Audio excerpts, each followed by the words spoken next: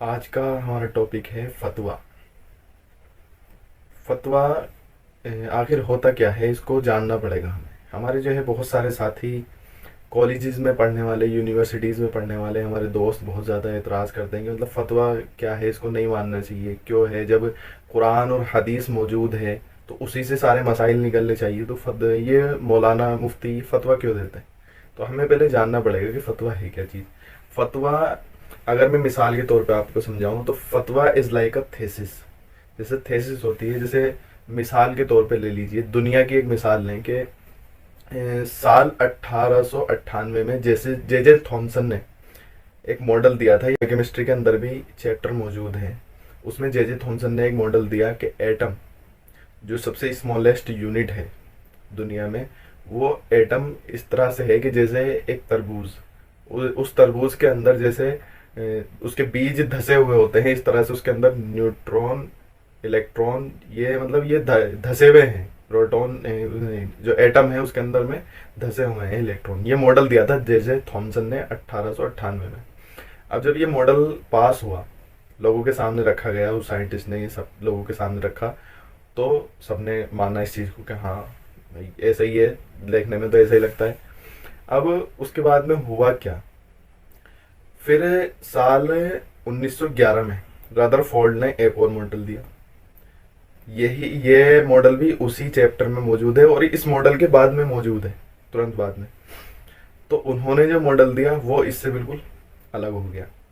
क्या उन्होंने पूरा एक्सपेरिमेंट आप बुक में पढ़ सकते हैं, अगर मैं यहाँ पे बात करूंगा तो लंबा पहुंच जाएगा। तो कुल मिला के ये इस मॉडल ने पिछले वाले मॉडल को क्या किया, रिजेक्ट कर दिया। हालांकि माना वो भी सही गया और ये भी सही गया। तो उसको भी लोग मानते थे कि हाँ ये भी बात सही है इनकी भी, और इनको भी मानते थे कि हाँ इनकी बात सही है। लेकिन हुआ क्या, वो वक्त के एतबार से जो उन्होंने स्टडीज की थी, वो उन्होंने उस पर उतनी स्टडीज उस वक्त में नहीं की थी। और रदरफोर्ड ने उससे ज़्यादा स्टडी उस पर करी बहुत साल बाद में आके। उन्होंने 1898 में करी और उन्होंने 1911 में, लगभग 13-14 साल बाद में उन्होंने ये मॉडल दिया था। तो हुआ क्या, फिर उसके बाद में एक और मॉडल भी है, फिर उसमें इसको वो हो गया, ये नीचे हो गया और वो आगे हो गया। तो ऐसे ही भाई फतवा होता है कि जैसे आप एक क्वेश्चन पहुंचाते हो, मिसाल के तौर पे दारुल उलूम देवबंद में आप क्वेश्चन पहुंचाते हो, तो अब वो उसको क्या करेंगे, कुरान और हदीस की रोशनी में जो उसका बेहतर आंसर होगा, ज़्यादा रिलेवेंट आंसर होगा और ज़्यादा लॉजिकल आंसर होगा, वो उसके कुरान और हदीस के रेफरेंस पे वो बेहतर आंसर जो है प्रोवाइड कराएंगे। और ये ऐसा नहीं होता कि कोई भी कर देगा, इसके लिए पूरी टीम बैठती है, बाकायदा एक कोर्स करना पड़ता है, मुफ्ती बनना पड़ता है आपको। मौलाना भी फतवा नहीं दे सकते, मुफ्ती का कोर्स करना पड़ेगा। मैं हर्ज नहीं समझता हूँ इस बात में कि मुफ्ती की डिग्री एक तरह से साइंटिस्ट की डिग्री है। भाई बहुत पढ़ना पड़ता है इनको, बहुत ज़्यादा किताबें। हमारी जो है एक एक दो दो वॉल्यूम होती है, तीन तीन चार चार, हद है 10-11 बस। इनकी एक एक एक एक सब्जेक्ट की, और उस सब्जेक्ट में एक टॉपिक की बुक 30-30 31-31 वॉल्यूम की बुकें होती हैं। इतना पढ़ने के बाद में ये पूरी यहाँ पे 31 वॉल्यूम की एक बुक पे खत्म नहीं हो गया मामला, ये एक है, बहुत सारी पढ़नी पड़ती है। पूरा एक इंसान की खुद की अपनी एक लाइब्रेरी होती है, एक इस तरह से। और वो सब अपने अंदर संभाल लेते हैं, दिल में, अपने दिमाग में सब कुछ। फिर एक इंसान के पास इतनी क्वालिटीज है, इतनी नॉलेज है, फिर उसके बाद में वो डिग्री कंप्लीट करने के बाद में प्रैक्टिस करनी होती है इस चीज की, फतवे की, फतवा देने की प्रैक्टिस करनी होती है। फिर प्रैक्टिस के बाद में एक कमेटी होती है इन्हीं लोगों की, कमेटी जो एक्सपीरियंस वाले भी होते हैं उसमें, शुरू वाले भी, ऐसे आखिर शुरू से लेकर नीचे से ऊपर तक। फिर वो कमेटी उस पर गौर करती है, गौर व फिक्र करती है, फिर वो जा करके एक फतवा देते हैं। अगर आपको कोई ऐसे ही फतवा दे रहा है तो उसको मानने की जरूरत नहीं। मिसाल के तौर पे नोटबंदी का एग्जाम्पल ले लो कि नोटबंदी हो गई सरकार की तरफ से, तो अब अगर मैं कहने लगूँ कि हाँ नोटबंदी है आज से, तो वो मानी थोड़ी जाएगी बात। सरकार कह रही है तो इसलिए मानी जा रही है। तो अगर मुफ्ती उस बात को कहता है और सही मुफ्ती उस बात को कहता है, ऑथेंटिक जगह से वो फतवा जारी है, तो ही उसको माना जाएगा। फिर उसके बाद में होता क्या है, बहुत सारे हमारे साथी एतराज करते हैं कि माइक का एक मसला ले लो, मिसाल माइक के ऊपर फतवा भी आया था कि ये जो नमाज होती है इसके अंदर जो माइक से नमाज पढ़ाई जाती है, फिर वो स्पीकर में बजती है जोर से, उसमें किरात होती है, आवाज़ ज़्यादा बढ़ के आती है।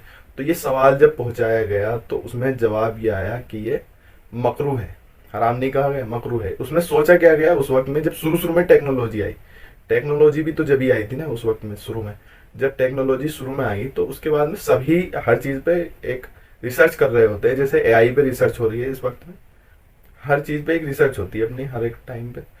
तो ऐसे ही जब वो नई नई टेक्नोलॉजी आई तो उसके बाद में सवाल पूछा गया कि क्या ये जायज़ है नाजायज़ है। तो मकरू करार इसको दिया गया, किस बेस पे, इस बेस पे कि ऐसा जाहिर होता है कि ये जो किरात हो रही है, ये नमाज पढ़ा रहे हैं इमाम साहब, तो ये ऐसा लगता है कि ये आवाज़ इसके अंदर रिकॉर्ड होकर के फिर सुनाई दे रही है मुक्तदियों को। तो ये सही नहीं है ये तो, क्योंकि जब नमाज पढ़ रहे हैं इमाम के पीछे तो वो तो लाइव होना चाहिए ना। जब भी अगर लाइव नहीं होगा तो ऐसे तो कोई भी, मैं मोबाइल रख दूंगा आगे, सूरह फातिहा उसके साथ में कोई एक सूरत मिला के उसको जो है चला दूंगा और ऑटो पे, और चल रही है नमाज, जमात से पढ़ रहा हूँ मैं तो ये जाहिरी तौर पे ये सही नहीं लगता है कि अगर ये रिकॉर्डेड है तो। फिर उसके बाद में हुआ क्या, उन्होंने मकरू करार दे दिया गया।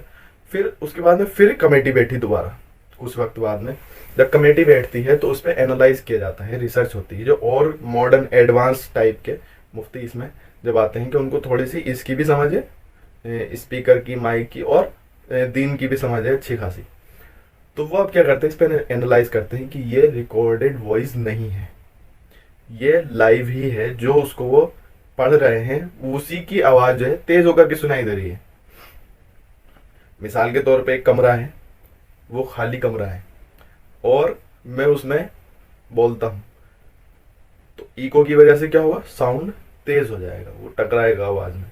लेकिन है तो मेरी लाइव ही आवाज़, और वहीं पे मैं उसमें सामान रख दूँ कमरे में तो वो आवाज़ स्लो हो जाएगी, है वो भी मेरी ही लाइव आवाज़। तो इसीलिए फिर ये समझा गया, और हकीकत है भी यही कि वो उन्हीं की, इमाम साहब की ही आवाज़ है जो वो किरात कर रहे हैं, तो फिर इसको जायज़ करार दे दिया गया। तो ऐसे ही एनालाइज होता है और वक्त के एतबार से, हालात के एतबार से ये फतवा बदल भी जाता है। अब अगला एतराज़ ये करते हैं हमारे साथी बहुत सारे कि फिर जब कुरान और हदीस हमारे सामने मौजूद है तो ये मुफ्तियों को ये फतवा देने की ज़रूरत क्या है, सारे जो है कुरान से साबित करें, हदीस से साबित करें, अपना फतवा देने की क्या ज़रूरत है। भाई ज़रूरत है, ज़रूरत इसलिए है क्योंकि ये वक्त की ज़रूरत होती है। जैसे मिसाल के तौर पे, ये बात भी मिसाल से समझाता हूँ मैं कि हुजूर पाक सल्लल्लाहु अलैहि वसल्लम के दौर में जो सफ़र हुआ करता था वो जानवरों पे हुआ करता था, गधे पे, घोड़े पे, और जी ऊँट पे, इस तरह की मतलब सवारियों पे सफ़र हुआ करता था। ट्रेन तो उस वक्त में थी नहीं, बनी ही नहीं थी। अब हुआ ये कि जब अब ट्रेन ईजाद हो गई,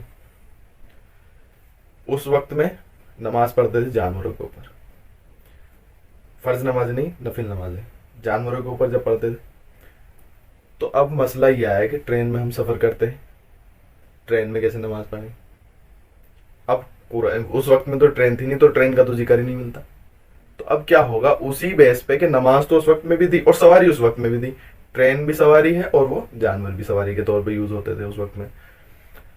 तो अब मसला वहां से निकाला जाएगा कुरान और हदीस से, इस दौर को सामने रखते हुए। अब तुम हदीस में ढूंढने लगो, ट्रेन का तो कोई जिक्र ही नहीं है जी, कहाँ से क्या करें। तो इसीलिए ये वक्त की ज़रूरत है कि वक्त के हिसाब से जो टेक्नोलॉजीज दुनिया में आती है, अब दुनिया तो वहीं पे नहीं रुकी हुई है ना, तो जैसे ही टेक्नोलॉजी सामने आती है, कोई नया मसला पेश आता है, नई चीज़ें जैसे एआई सामने आ रही है, तो उसके हिसाब से हो सकता है आने वाले टाइम में कोई फतवा जारी हो जाए, हम नहीं जानते इस चीज़ को, कोई सवाल सामने रखे और आ जाए, तो ये चीज़ें होती हैं। तो ऐसे जो है कोई भी एतराज़ में इतना आगे ना निकला करें। हाँ, सवाल करना, तहकीक करना, कोई इसमें गलत बात नहीं है। और जो कॉलेजेस में, हमारी यूनिवर्सिटीज़ में पढ़ने वाले साथी होते हैं, वो उनका जहन खुला हुआ होता है, वो ज़्यादा जानना चाहते हैं, वो भी कोई मुखालफत में नहीं करते इस बात को, लेकिन सही गाइडेंस नहीं मिल पाती। तो इसमें जो है यही फतवे का सारा, इसके पीछे ये सारी चीज़ें जो मैंने बताई हैं, इसमें और भी बहुत सारी चीज़ें होती हैं। और ये ना जानने की एक बहुत बड़ी वजह है कि हमारी आलिमों से बहुत दूरी होने की वजह है। अगर हम आलिम की, किसी मौलाना की सोहबत में अगर रहेंगे, मुफ्ती की, आलिम दीन की, तो हमें ये चीज़ें बहुत ज़्यादा अच्छे से पता होगी और फिर हम इन चीज़ों की मुखालफत उतने ज़्यादा तौर से नहीं करेंगे, और फिर जो सही चीज़ें होंगी उनकी हम मुखालफत करेंगे, बेफजूल की मुखालफत नहीं होगी। तो भाई बहुत पढ़ना पड़ता है मुफ्ती को, बहुत सारी चीज़ें, साइंटिस्ट के लेवल की डिग्री है, और जहाँ का हम एतराज़ करते हैं ना कि ये जगह से जो है एकदम फतवे किसी भी चीज़ पे जारी कर देते हैं, दारुल उलूम देवबंद, तो इस जगह का बहुत बड़ा एहसान है हमारे ऊपर, पूरी दुनिया में फैज़ है इस जगह का। हम जो आज़ाद बैठे हैं तो इसका भी बहुत बड़ा हाथ है दारुल उलूम देवबंद का हमारी आज़ादी में। अगर हम इस्लाम की हिस्ट्री को पढ़ेंगे, तारीख को पढ़ेंगे अपनी, तो ही हमें पता चलेगा। तो ब्लेम करने से अच्छा है कि इसके बारे में जानना चाहिए कि ये क्या चीज़ है, क्यों है, किस लिए है। साइंस को तो हम बड़े अच्छे तौर पे उसको जो है मान लेते हैं कि जे थॉमसन ने 1898 में मॉडल दिया, ठीक है, कोई बात नहीं, बढ़िया है, बहुत अच्छी चीज़। रदरफोर्ड ने मॉडल दिया 1911 में। तो अब हमने मिसाल के तौर पे ले लो कि वो मॉडल नहीं, फतवा दिया था जे थॉमसन ने, मिसाल के तौर पे, और फिर रदरफोर्ड ने भी दिया। तो भाई ये जे थॉमसन ने क्यों फतवा गलत दे दिया, इसको तो पकड़ लो, ऐसा नहीं होगा। तो ऐसे ही जो है इन यहाँ पे भी एक वही चीज़ अप्लाई करें कि ये जो फतवा दिया था आपने इस बेस पे दिया था, उसको सही करने के साथ में, सही करने के लिए अपना साथ दें, जो भी आपका योगदान। इसी के साथ दुआओं की दरख्वास्त। आई होप आपने जो है इसको सही से समझा होगा। सुभान अल्लाह व बिहम्दिही।